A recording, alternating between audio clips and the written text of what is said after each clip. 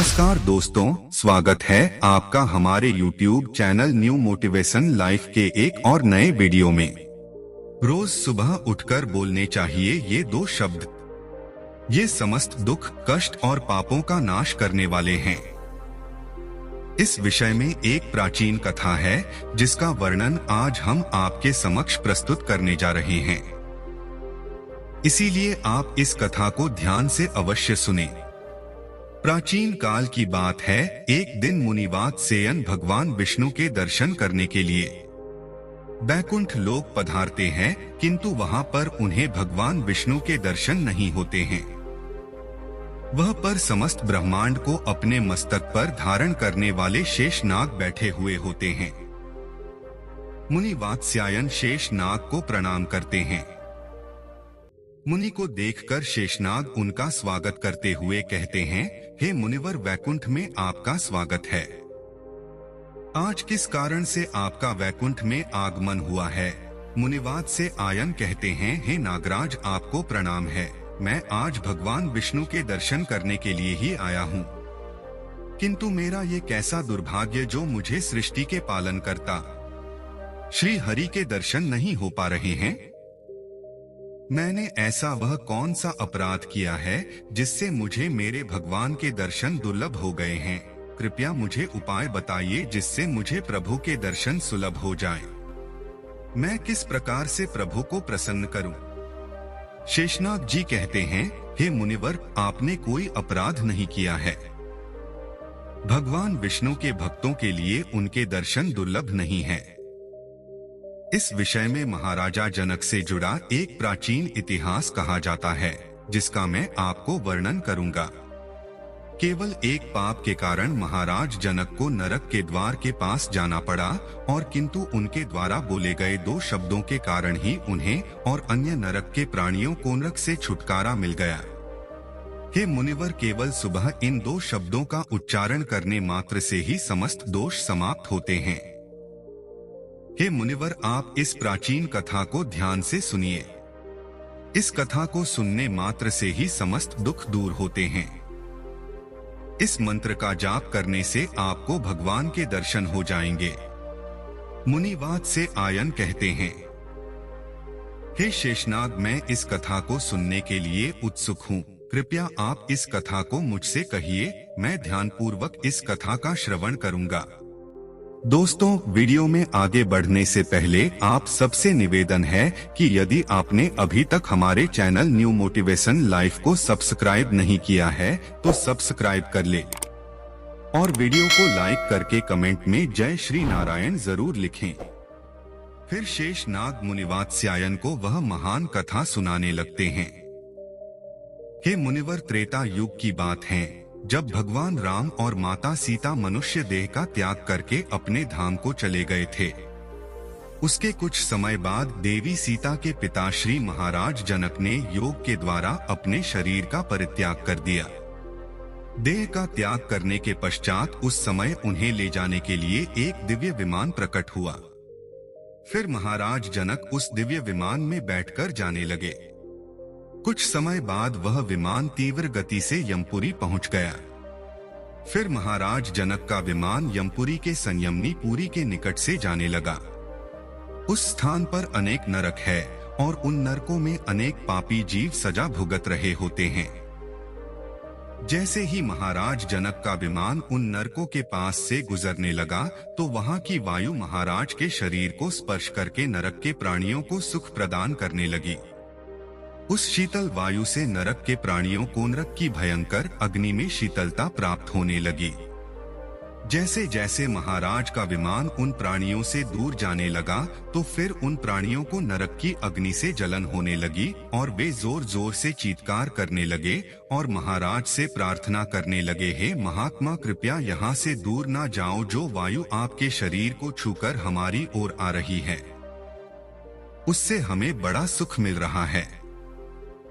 नरक की अग्नि की दाह कम हो रही है। महाराज जनक बड़े महात्मा थे। उन नरक के प्राणियों का करुण विलाप सुनकर उन्हें बड़ी दया आ गई। उनका हृदय शोक से भर गया। उन नरक के प्राणियों को ऐसे कष्ट भोगता हुआ देखकर महाराज का मन विचलित होने लगा। वे इस प्रकार से सोचने लगे, यदि मेरे यहाँ पर रहने से इन प्राणियों को सुख प्राप्त होता है, इनकी नरक की पीड़ा कम होती है, तो मैं यहीं पर निवास करूंगा। यही स्थान मेरे ठहरने के लिए उत्तम है। इतना सोचकर महाराज जनक उन प्राणियों को सुख प्रदान करने के लिए नरक के द्वार के पास ही रुक गए। वहां की वायु महाराज के शरीर को छूकर उन प्राणियों की ओर जाने लगी और उन्हें सुख प्रदान करने लगी, जिससे नरक के सभी प्राणी महाराज को धन्यवाद देने लगे और कहने लगे, हे राजन, आप बड़े पुण्यवान हैं। हम पापियों को सुख प्रदान करने के लिए आप उत्तम लोक का त्याग करके यहाँ पर ठहर गए हैं। फिर कुछ समय के बाद उस स्थान पर नरक के देवता यमराज आ जाते हैं। यमराज देखते हैं कि महान पुण्यात्मा तथा दयालु महाराज जनक नरक के द्वार के पास खड़े हैं। महाराज जनक को वहां पर खड़ा देखकर यमराज को बड़ा आश्चर्य हुआ। वे महाराजा जनक से कहने लगे, हे राजन, आप तो बड़े पुण्यात्मा हैं। समस्त धर्मात्माओं के आप शिरोमणि हैं। भला आप इस नरक के द्वार के पास कहां से आ गए?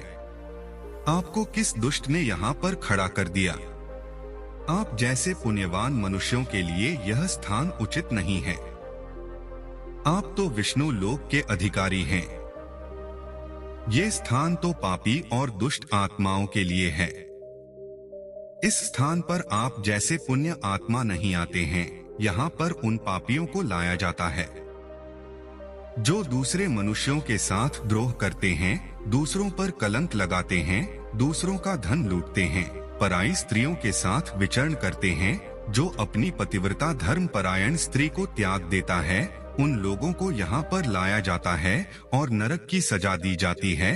जो धन के लालच में मित्र के साथ धोखा करता है, उस पापी को मेरे द्वारा इन नरकों में डाल दिया जाता है। जो भगवान में आस्था नहीं रखते, जो नास्तिक होते हैं, धर्म कर्म नहीं करते हैं, उन्हें ही इस नरक में डाल दिया जाता है। जो भगवान विष्णु के नाम का स्मरण नहीं करता, जो समस्त नरकों से मुक्ति दिलाने वाले भगवान विष्णु है, उनकी पूजा कभी नहीं करता, उन मनुष्यों को ही इस नरक में गिराया जाता है। बड़े बड़े पाप करने वाले प्राणियों को मेरे दूध घसीटते हुए लाकर इस नरक में गिराकर भयंकर दंड देते हैं। इसीलिए हे राजन, आप इस स्थान से चले जाइए। आपके जैसे भगवान विष्णु के भक्त को यहाँ पर ठहरना नहीं चाहिए। आप श्रेष्ठ विमान में बैठकर वैकुंठ लोक को जाकर समस्त सुखों का उपभोग कीजिए। यमराज के द्वारा इतना कहने पर महाराज जनक कहने लगते हैं, हे धर्मराज, इन प्राणियों का करुण विलाप सुनकर मुझे इन पर बड़ी दया आ रही है। मेरे शरीर से स्पर्श करके जो वायु इनकी ओर जा रही है, वह इन्हें सुख प्रदान कर रही है। इसीलिए मैं इन प्राणियों को ऐसे कष्ट में छोड़कर नहीं जा सकता। यदि आप नरक में पड़े इन प्राणियों को छोड़ दें तो मैं यहाँ से चला जाऊंगा। फिर यमराज कहने लगते हैं, हे राजन, देखिए आपके सामने ये जो पापी खड़ा है, इसने अपने मित्र की पत्नी के साथ अत्याचार किया है, जो इसे अपना भाई मानती थी। इसीलिए मैंने इसे 1000 वर्ष के लिए इस नरक में डाल दिया है। सजा भुगतने के बाद इसे सूअर के जन्म में डाल दिया जाएगा। ये जो दूसरा पापी आपके सामने खड़ा है, इसने बलपूर्वक पराई स्त्रियों को आलिंगन दिया है। इसीलिए इसे 100 वर्षों के लिए इस रौरव नाम के नरक में डाला गया है। और उसके पास ये जो तीसरा पापी खड़ा है, ये बड़ा ही नीच है। इसने दूसरों का धन चुराया है, इसीलिए इसके दोनों हाथ काट कर इसे नरक में पकाया जा रहा है। ये जो चौथा पापी है, इसने अपने द्वार पर आए अतिथियों का कभी सम्मान नहीं किया, सदैव उनका अपमान ही किया है। इसीलिए इसे अंधकार से भरे तमिश्र नाम के नरक में डाल दिया जाएगा। ये जो पांचवा पापी है, इसने हमेशा ऊंचे स्वर में दूसरों का अपमान किया है। ये छठा पापी खड़ा है, इसने कान लगाकर दूसरों की निंदा सुनी है। इसीलिए इन दोनों को भी 100 वर्षों के लिए नरक में डाला गया है। ये जो स्त्री है, इसने कभी अपने पति का सम्मान नहीं किया, सदैव अपने पति का अपमान ही किया है। इसी कारण से इसे भी नरक में कष्ट भोगने पड़ रहे हैं। ये जो दूसरी स्त्री है, इसने व्यभिचार किया है। अपने गुणवान पति को छोड़कर दूसरे पुरुष के साथ भोग विलास किया है। ये जो अन्य स्त्रियां हैं, इन्होंने भी भांति भांति प्रकार के पाप कर्म किए हैं। इन्होंने दूसरों को बासी अन्न खिलाया है, द्वार पर आई गायों को मारकर भगाया है, कभी तुलसी की पूजा नहीं की है, इसीलिए इन्हें भी नरक में कष्ट भोगने पड़ रहे हैं। इस प्रकार से यमराज ने अनेक पापियों की ओर इशारा करते हुए उनके पापों का वर्णन किया और फिर महाराज से कहने लगे, हे राजन, ये सभी पापी लोग अपने कर्म बंधन से बंधे हुए हैं। इनको इनके पाप कर्मों की सजा ही मिल रही है। जब इनकी सजा की अवधि पूर्ण हो जाएगी तभी मैं इन्हें यहाँ से मुक्त करूंगा। आप इनके लिए कुछ नहीं कर सकते, इसीलिए आप शीघ्रता से यहाँ से दूर चले जाइए। फिर महाराज जनक कहने लगे, हे धर्मराज, मैं भगवान विष्णु का परम भक्त हूँ। मुझसे इन प्राणियों का दुख देखा नहीं जा रहा है। कृपया आप इन प्राणियों की मुक्ति के लिए उपाय बताइए।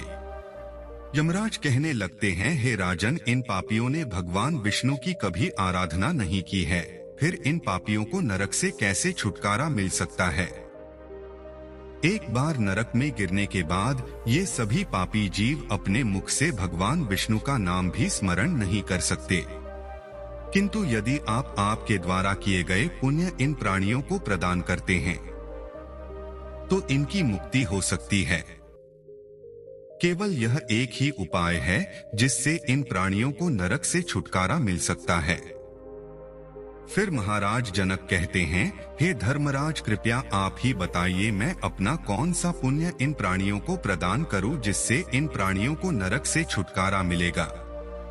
यमराज कहते हैं, हे राजन, एक दिन आपने ब्रह्मा मुहूर्त में जागकर भगवान श्री राम का स्मरण किया था।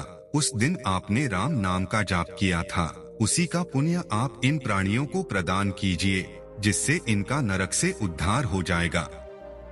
हे राजन, राम नाम की महिमा बहुत बड़ी है। जो भी मनुष्य सुबह जागने के बाद राम नाम का जाप करता है, उसके समस्त दोष समाप्त होते हैं। भगवान विष्णु के 1000 नामों के जाप के समान फल केवल राम नाम का जाप करने से ही प्राप्त होता है। फिर महाराज जनक ने अपने जीवन भर किए हुए राम नाम के जप का पुण्य उन नरक में यातना भोग रहे पापियों को दे डाला, जिससे नरक के समस्त पापी जन तुरंत ही उस स्थान से मुक्त हो गए और दिव्य शरीर धारण करके उत्तम लोकों को जाते हुए महाराज से कहने लगे, हे राजन, आपकी कृपा से हम सभी पापी जन एक ही क्षण में इस दुखदायी नरक से छुटकारा पा गए हैं। अब हम सभी परम धाम को जा रहे हैं। आपका कोटि कोटि धन्यवाद है। उन नरक के प्राणियों को दिव्य शरीर धारण करके मुक्ति प्राप्त करता हुआ देखकर महाराज जनक को बड़ा आनंद हुआ। वे सभी नरक के जीव महाराज जनक की प्रशंसा करते हुए दिव्य लोक को चले गए। उन प्राणियों के चले जाने के बाद महाराज जनक के मन में एक शंका उत्पन्न हुई और वे यमराज से कहने लगे, हे धर्मराज, अभी इसी क्षण मेरे मन में एक शंका निर्माण हो गई है।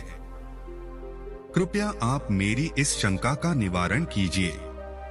यमराज कहते हैं, हे राजन, आपके मन में जो भी शंका हो निसंकोच होकर पूछिए।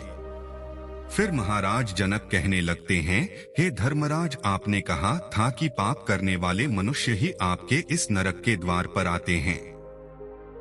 धर्म कर्म करने वाले लोग यहाँ पर नहीं आते हैं, तो फिर हे धर्मराज, किस पाप के कारण मेरा स्थान पर आगमन हुआ है? कृपया आप मुझे मेरे पाप के बारे में बताइए। मैंने ऐसा कौन सा पाप किया था जो मेरा इस नरक के द्वार के पास आना हुआ? फिर धर्मराज कहने लगते हैं, हे राजन, आपका पुण्य बहुत बड़ा है। इस पृथ्वी पर आपके समान पुण्यवान कोई और नहीं है। किंतु आपके द्वारा अनजाने में ही एक पाप हो गया था। उसी पाप के कारण आपको इस नरक के द्वार के दर्शन करने पड़े हैं। एक समय की बात है, आप रथ में बैठकर वन के मार्ग से गुजर रहे थे। वहां पर एक गाय वन में चल रही थी। आपका रथ उस गाय के सामने चला गया, जिस कारण से आपके द्वारा अनजाने में ही उस गाय के चरने में रुकावट निर्माण हो गई थी। इसी एक पाप के कारण आपको नरक के द्वार के दर्शन करने पड़े। मनुष्य को गायों को कभी सताना नहीं चाहिए। गायों को कष्ट देने वालों को भयंकर नरक में डाल दिया जाता है। किंतु आप बड़े पुण्यवान हैं, आपने अनेक गायों की सेवा की है। आपके द्वारा अनजाने में यह पाप हुआ था, इसीलिए ही आपका इस नरक के द्वार के पास आगमन हुआ है।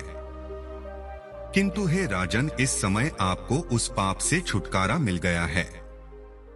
इसीलिए आप अब अपने विमान पर बैठकर शीघ्र ही परम धाम की ओर प्रस्थान कीजिए।